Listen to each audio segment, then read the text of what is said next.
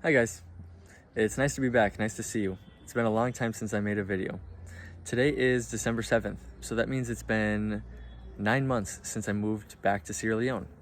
And truthfully, I haven't really taken many videos or had any intention really of coming back to YouTube because honestly, I don't like taking videos of myself. I don't like being on camera. I don't like influencers in general, and I especially don't like the culture of when you see something special, firsthand experience, people's first instinct is to whip out their phone and take a video of it. That just takes away from the firsthand experience and the beauty of seeing life happen in front of you, you know? So I've been staying off my phone, but very recently I've had a lot more people ask me, especially like my friends and family, just like, Calvin, what is it like living day to day in a small village? Because I don't live in the city. I'm visiting the city right now. I'm in Bow at Growing the Grassroots' new house, but I live in the village 95% of my days. And so, although I don't like filming and don't like talking to a camera, a one-sided conversation, and you know, having all the attention on me like this, it feels narcissistic. I don't like it, but I think there's more benefit than negative to be had for you, the viewers, seeing these videos. Because I think there's a lot of like hidden, or not hidden, but like less known farming tips that I might be able to share with you guys on this channel, and things that might inspire somebody that, you know, if they don't know what it's like to live in Africa, maybe they'll see it's not such a big deal or so terrifying or difficult, or the people are really great and it's really easy to live here too. So I don't know, I'm just thinking there's more benefit than negative to be had by making these videos. So I'm gonna go ahead and do it. Send a couple videos out. And you know, we've had a lot of updates that have happened this year too at both FOOP and Growing the Grassroots. So FOOP is the company I was hired for. I think that was the last long form video I released back before I left in February or March, but we're called Farming Out of Poverty. I'm still the program coordinator there. It's been a really exciting like 9 months, and I'll have to update you guys deeper on that in a future video, but there's been so many updates there, and at Growing the Grassroots, I feel like it's time to just do a couple of quick videos. So in the last few weeks since Sierra Leone's Thanksgiving and Americans' Thanksgiving in November, since then I've started filming a couple of one-off things that I see here and there when I'm like, oh, this could be beneficial for people back at home to see. So I got something planned out here. We got a couple videos that will come out. The intro I'm making right now, this is kind of to let you guys know why I've been away for so long. I don't really like taking videos, and I like living things firsthand experience. But Sierra Leone Thanksgiving was a really special time. American Thanksgiving was a very special time. And one more clip I'm going to share with you was from this woman named Nancy, her farm. So there's this awesome woman, Nancy. She runs a nonprofit called In Jesus' Name. And it's kind of a general nonprofit in America where she raises some money from her friends and family and comes over and helps pastors and churches do projects here in Sierra Leone. So I guess what I'm trying to say is sometimes I get invited to certain things, and I'd like to bring you guys with me on some of those, like with Nancy's farm and American Thanksgiving. I went to the president of the Peace Corps house, which is a new experience. It's really, really fun. So yeah, I think from now on, I'll just try to film a couple little clips here and there of exciting things that happen to share with you, and to let my friends and family know back home, what is it kind of like living day to day in Sierra Leone. So enough talking and introduction from me. Moving on for the rest of this video, it's just gonna be 4 seemingly unrelated clips put back to back together for a total of like 8 minutes from now, just about Nancy's farm, Sierra Leone, and American Thanksgiving. And with Nancy's farm, she's a friend of a friend of a friend, essentially. She called me and she said, hey Calvin, I heard that you have a couple farms here and you're really working on like agroforestry or like integrated sustainable farming. Could you come and look at my little rice farm and see what benefits you might be able to add around? And I said, okay, I'll come check it out. That sounds really cool. So in this next clip, you'll hear me raw, basically talking from the field with my notebook, saying like, this is what I would do here, this is what I would do there. So just kind of showing, you know, what would it be like if I had a little bird sitting on my shoulder for some of these moments. That's it. Hope you guys enjoyed the video, and I'll release another one soon. where I had some visitors come from Argentina and a university come to Tormaboom. So I had like 6 visitors last week. It was really exciting. And then over this weekend here, I filmed a full farm tour of Growing the Grassroots farm in Taconco. So that would be like at least like 15 minutes of content there. And I'll try to push all these out relatively quickly so they're, you know, pretty close. But anyways, nice to be back on the platform and nice to see you guys. And I hope you guys learned something. And if you guys have any questions about any day-to-day life, or if you want advice on anything, I'm happy to take emails at calvindsr@gmail.com or leave it in the comments. But yeah, let's go. Today I've been invited to this farm for this woman named Nancy. She's in there right now. I've never been here before. We're in Bow, and she has 0.8 acres, 0.8 acres. Basically from that palm tree here to this small tree here, and that stick is her boundary. That stick there is her boundary.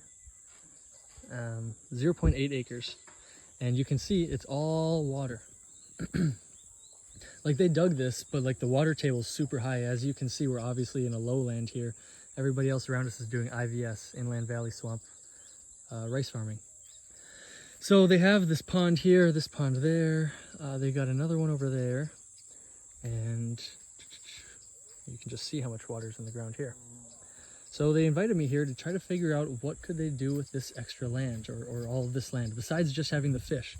And they have the chicken coop there. This is security house here. What I figured that they could do is, one, because it rises in the rainy season so much, the water all around here in the rainy season, it's going to be up. It's going to be up to my waist down here. So this is very, very low. In the rainy season, it's all going to be up, so the fish would be able to go anywhere on the property. So we need to make some retaining wall to keep the fish in. Then I try to think of a few more things they could do with this extra land, because like half of their 0.8 acres is just like this driveway right here. And people used to be planting here, obviously, but not right now. So I figured a few ways they could expand their land is, one, would be making this worm box. I've talked about this on previous videos in the past, but we'll make this 8-foot by 3-foot box, and we'll put like 50 worms in here, and we'll get them to a population of 1,000. I'm pretty sure worm population doubles every like 90 days. I'll have to look that up. But we'll put compost and black soil in here, and then a little hole with a pipe at the bottom, and that will collect all the worms' excrement. And that's a natural insecticide. But I think they could use some of this land here to grow worms. The obvious benefit of worms is it's going to feed the fish and it's going to feed the chickens. When you have the chickens, their manure goes to feed the fish. And one more thing they could do is lay down tarps over here in the flat land, and we'll put down some tarps, and then harvest the chicken manure when it's fresh and put it on the tarps. And within 3 days, the black soldier flies lay their larvae. We'll take that chicken manure, put it into buckets, and put strainers on them. And after some days, the larvae get so big, you can harvest them. Again, feed them to the fish, feed them to the chickens.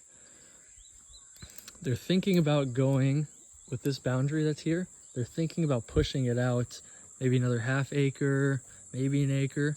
But you can see how it's all swampland, it's all water in here. It's obviously good for IVS, but it could be good for some more saturated vegetable crops in the dry season. We could do maize, we could do watermelon.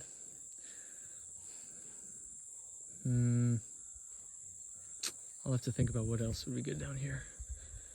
Nothing tubers, not tubers, because this soil, this looks like sand, but it's sand below. On the top here, it's like clay. So, no, this is all the sand. I walked out there, that's why I'm barefooted now, but all of that is clay. So obviously you can't do tubers there. You can't do carrots, you can't do sweet potatoes, you can't do cassava. Just can't expand in clay. So yeah, this is, I guess, just a day. Hi, Nancy.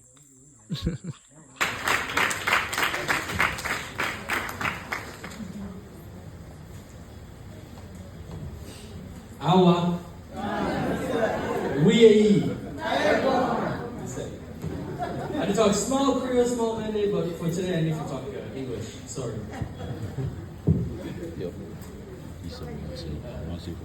Today's Thanksgiving, the theme is be grateful to God in all circumstances. And Before I begin, I want to say a big thank you to Christian Kylie for inviting me here today and inviting Nate Blair as well. This church is beautiful, the congregation is beautiful, and your energy is amazing. I'm really happy to be here today to see you all. Thank you guys. So let's begin. Again, our theme for Thanksgiving this year is be grateful to God in all circumstances. Now to me, when I think of that sentence, be grateful in all circumstances, even bad circumstances, that means you are trying to find the bright side in everything, to look at the positives. But sometimes that is not easy. People can do nasty things to each other. Family members can get sick and die. And terrible accidents can happen to the people that you love. And sometimes you don't understand the reason. You find it so hard to look on the bright side in these moments. And a lot of people in these times, they will look to the sky and curse God and say, "Why me, God? Why are you letting this happen to me?" Well, how do you deal with these situations? Is there any biblical teaching? Is there any biblical teaching that can teach us what to do when everything is going badly? Let me take you back to the darkest day in human history, and let's find the lesson in the badness, the order amongst the chaos. The very worst sin that was ever committed was the murder of the Son of God. But also, the very best thing that ever happened to this planet was the murder of the Son of God, because it saved us from sin. If God can turn the worst thing into the best thing, then He can make your sins, your disappointment, and even your foolishness work together for good. God has granted each of you a unique road to heaven. There are turns in the road. There are mountaintops where you have a great view.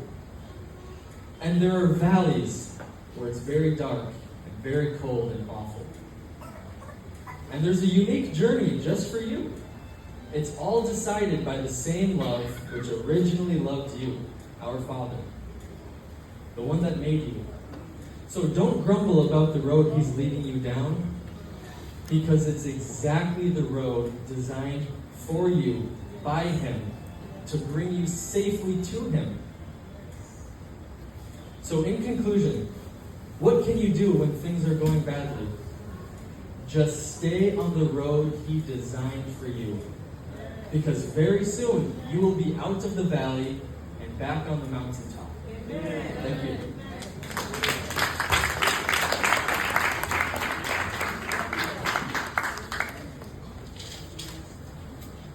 Okay, hey guys, happy Thanksgiving. I haven't made one of these videos in a while. I figured I would do it. Today I'm at the president of the Peace Corps in Sierra Leone's house. Really fun. The Peace Corps invited me, of course, because of Nate, our third-year volunteer. But it's just been really fun to see how the other side lives. All the beauty of the place. This is the neighborhood that the president of the U.S. Embassy lives in, somewhere up the hill. All I can see here is down the hill. But kind of a little house tour here. It's kind of exciting. This outside patio area, this beautiful pool that we couldn't use. They didn't put enough chlorine in, I guess, so there might be amoebas. We want to stay safe. And yeah, just an amazing place. I'll show you the inside super quick. But yeah, this is just kind of just trying to show you guys a day in the life of what's like living out here and the projects that we have and where they kind of take us every day. Every day is kind of a different adventure. It's really exciting. I'm not going to talk in here really.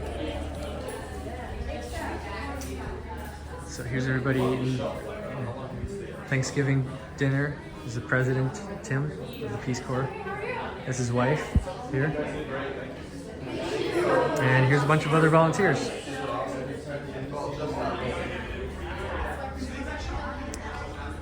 So yeah, this is the place, and this is my first time to see it today.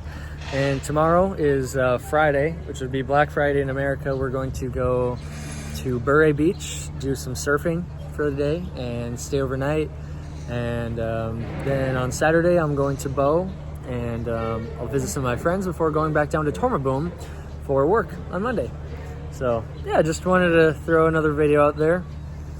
What does a day in the life look like out here?